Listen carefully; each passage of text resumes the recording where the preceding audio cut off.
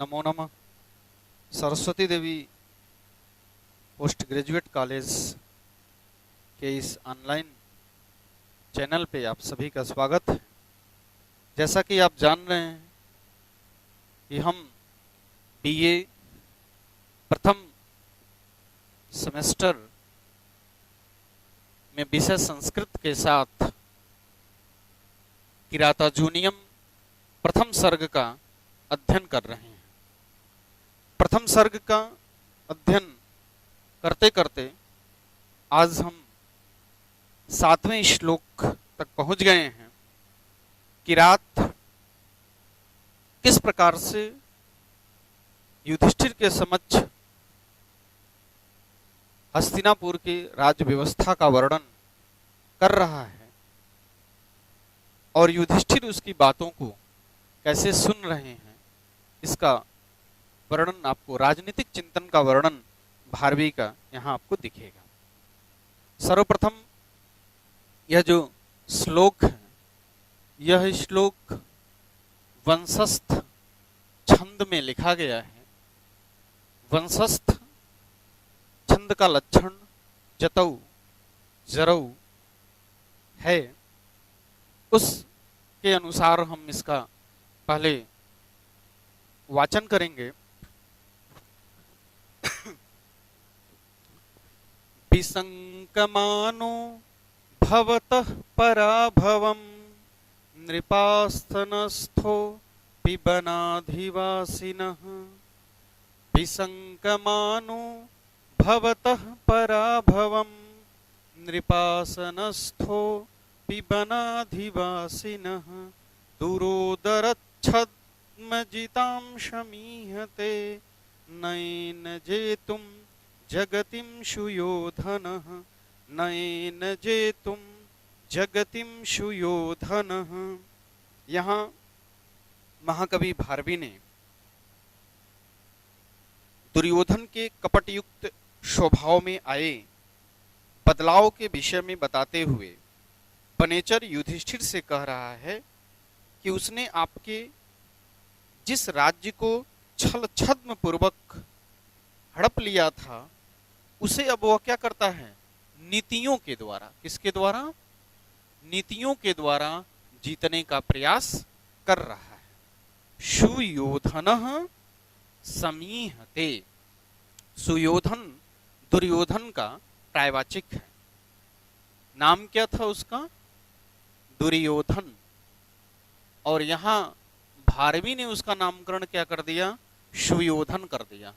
भारवी ने क्या कर दिया, सुयोधन, जिससे आसानी से क्या हो सकता है, लड़ा जा सकता है, जिससे आसानी से हम क्या कर सकते हैं, लड़ सकते हैं, वह सुयोधन।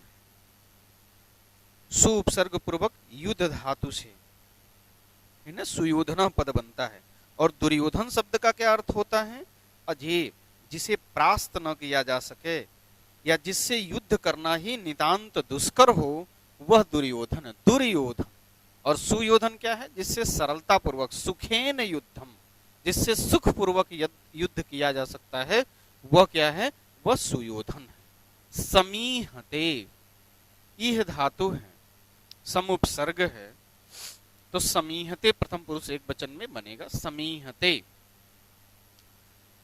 सुयोधनः शमीयते, जो सुयोधन है वह क्या करता है, विसंकमानो भवतः पराभवं नृपासनस्थो। नृपासनस्थः, पहले इसका अर्थ कर लेंगे, निपाशनस्थः, राज सिंहासन पर बैठा हुआ। नृप आसन शब्द है, नृपास्थः, नृप माने राजा, जो राज सिंहासन पर बैठा हुआ है। कौन, दुर्योधन। इस समय राज सिंहासन पर कौन बैठा है, तो दुर्योधन बैठा है। नृपासनस्थ, अपि माने भी, वनाधिवासिना, नृपासनस्थः अपि सुयोधन। नृपासनस्थः अपि सुयोधन, राज सिंहासन पर बैठा हुआ भी दुर्योधन सुयोधन क्या कर रहा है? वनाधिवासिनः, वन में रहने वाले, वन अधिवासिनः, वन में निवास करने वाले, आपसे, भवतः, भवतः शब्द का प्रयोग पंचमी विभक्ति एक वचन में किसके लिए किया गया है? यह युधिष्ठिर के लिए किया गया है। किसके लिए? युधिष्ठिर के लिए। भवतः मने आपसे। इससे अर्थ ऐसा कर लेंगे, नृपासनस्थो, नृपासनस्थः सुयोधनः वनाधिवासिनः भवतः, राज सिंहासन पर आसीन या बैठा हुआ दुर्योधन, वनाधिवासिनः, वन में निवास करने वाले, भवतः, आपसे क्या करता है? पराभवम विशंकमाना। पराभवम, पराभवम शब्द का अर्थ क्या होगा?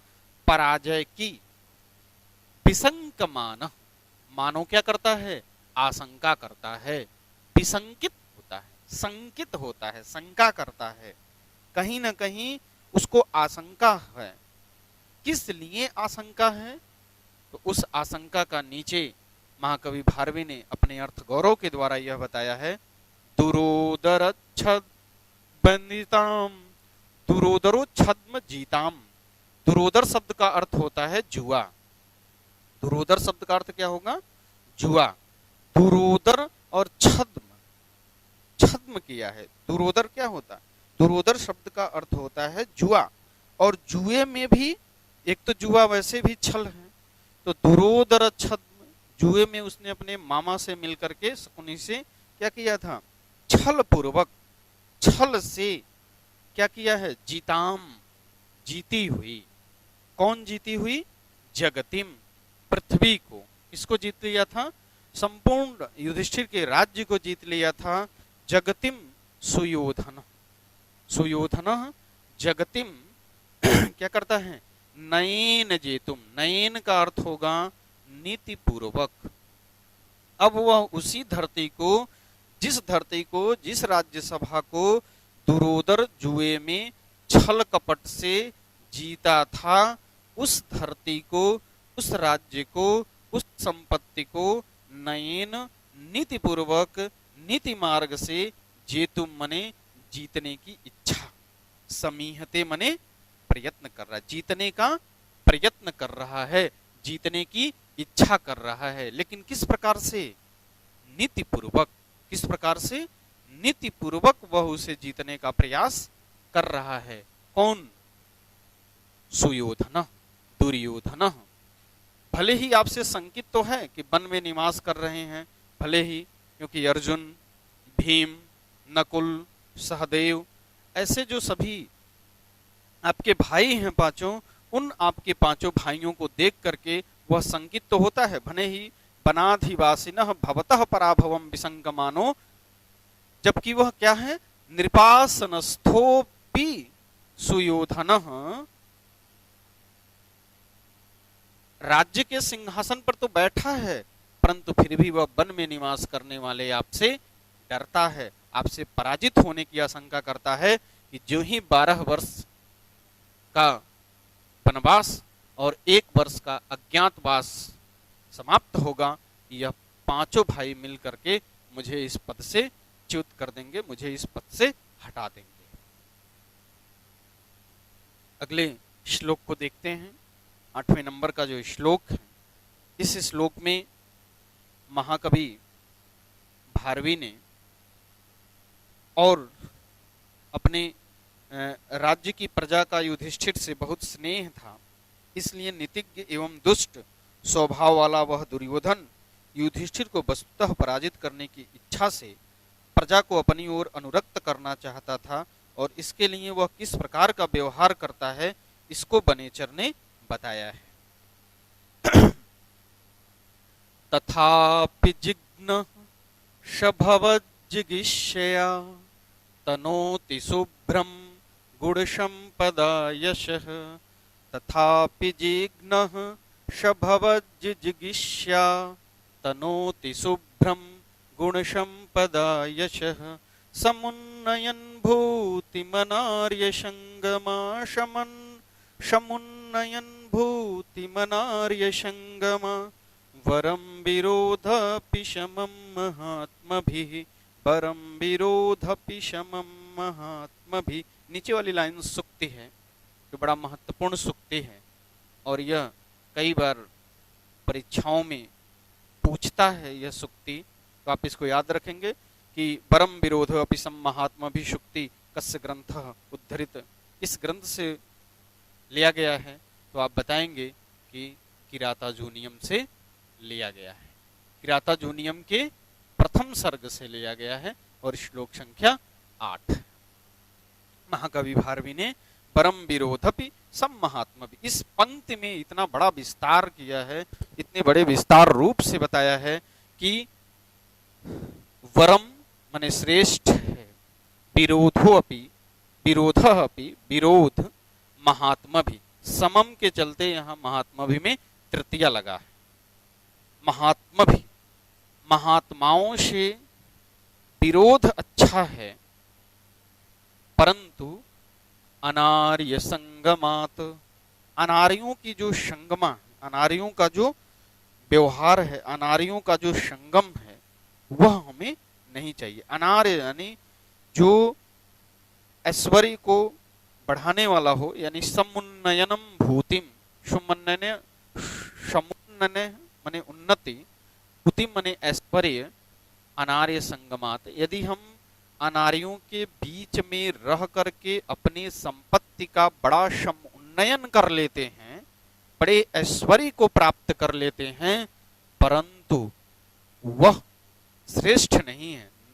नास्ति वरम किम वरम महात्मभिः विरोधो, महात्माओं से विरोध कर लेना श्रेष्ठ है, ठीक है, परम है, श्रेष्ठ है, अच्छा है, परंतु अनार्यों के साथ रहना, अनार्य संगमात, अनार्यों के साथ रहना मेरे लिए श्रेष्ठकर नहीं होगा, हमारे लिए अच्छा नहीं होगा। महात्मा भीष्मम, महापुरुषों के साथ, ठीक है ना, महापुरुषों के साथ हमें रहना चाहिए और बढ़ाने वाला जो समुन्नयम भूति है वह हमको नहीं चाहिए।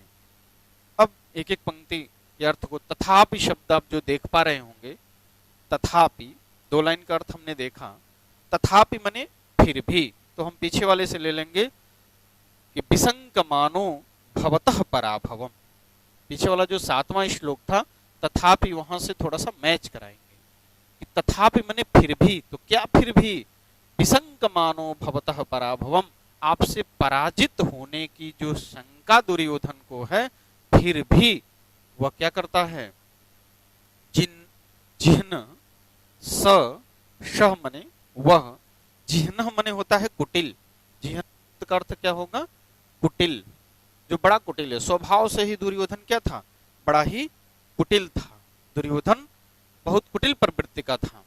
तो सह भवज्जिगीषाः, वह जीतना चाहता है, तथापि जिह्नः शह, फिर भी आपके पराभव की आशंका करता हुआ भी कुटिल स्वभाव वाला सह, सह कौन, दुर्योधन, सह कह दुर्योधन, वह दुर्योधन आपको जीतना, जीतने की इच्छा से, भवतः जिगीषाः, जिगीषाः माने जीतने की इच्छा से, जीतने की इच्छा से, भवतः माने आपको, यहां से अलग कर देंगे भवतः, और जिगीषाः तृतीया का, तृतीया है इसमें, तो भवतः जिगीषाः, जीतने की इच्छा करता है, आशंकित तो है परंतु फिर भी वह क्या करता है, आपको जीतने की इच्छा से। शुभ्रम गुण संपदाः यशः, अपने यश को, जो उसका शुभ्र यश है, शुभ्र यश, अपने शुभ्र यश को, अपने यश को वह क्या करना चाहता है, वह कुटिल होते हुए भी, शुभ्रम मने होता है निर्मल, और यशः मने कृति को, अपने निर्मल कृति को, यशः शुभ्रम, अपने निर्मल कृति को, और गुण संपदाः, गुण संपदा गुण की संपत्तियों को तनोति फैलाता है या बढ़ाता है। अपने शुभ्र यश के द्वारा गुण संपदा को तनोति फैलाता है। किस प्रकार से? क्योंकि महात्मा भी समम परम विरोधपि, जो महात्मा हैं उनसे हमको विरोध करना चाहिए। महात्माओं से विरोध हो जाए ठीक है, परंतु किसी अनार्य संगमात समुन्नयम भूति नास्ति। समुन्नयम भूति माने वह जो ऐश्वर्य है, हमको अनार्यों के साथ रह करके, जो अनार्य हैं, जो आर्य नहीं है, जो श्रेष्ठ नहीं है, जो दूसरे प्रवृत्ति के लोग हैं, ऐसे पुरुषों के साथ हमें नहीं रहना चाहिए। उन महापुरुषों से किया गया विरोध भी दुष्टों के साथ मैत्री संबंध से कुछ अच्छा ही होता है। जो अनार्य हैं, जो दुष्ट हैं, दुष्टों के संसर्ग में रह करके यदि हमारी उन्नति होती है तो वह उन्नति भारवी मानते हैं कि वह श्रेष्ठ नहीं है, वह ठीक नहीं है, बल्कि उससे अच्छा तो यही होगा कि हम क्या करें, हम महात्माओं से विरोध करें। हम महात्माओं से जब विरोध करेंगे तो हमारी क्या होगी, हमारी ख्याति बढ़ेगी। अगर हम किसी अच्छे पुरुष का विरोध करते हैं तो वह अच्छा पुरुष यदि कोई एक काम करता है तो हम अच्छा काम करता है तो हम दो अच्छा काम करेंगे। लेकिन यदि हम अनार्य संगमात रहेंगे, अनार्यों के साथ रहेंगे, दुष्टों के साथ रहेंगे, तो दुष्टों के साथ रहने वाला व्यक्ति भी दुष्ट में गिनती किया जाता है। भले ही आप मदिरा पान न करते हों, लेकिन आप मदिरा पान करने वालों के साथ अगर घूमते हैं तो आपको भी उसी निगाह से देखने वाला देखेगा कि यह व्यक्ति इनके साथ रहता है, तो नहीं थोड़ा तो थोड़ा सा तो जरूर लेता होगा। तो यह समुन्नयम भूति अनार्य संगमात आपको बता रहे हैं। लेकिन यदि आपका विरोधो अपि समम महात्मा भी, यदि आपका विरोध महात्माओं के साथ है तो वह श्रेष्ठकर है। ऐसा मानते हैं कि महापुरुषों के साथ किया गया विरोध भी दुष्टों के साथ मैत्री संबंध से अच्छा होता है, ऐसा मानते हैं। तो यह दो श्लोकों का आज हमने अध्ययन किया और इसका विस्तृत अध्ययन हमने आपको कराया, और पुनः आपको दो श्लोकों के साथ कल के क्लास में उपस्थित होंगे। तब तक के लिए नमः संस्कृत।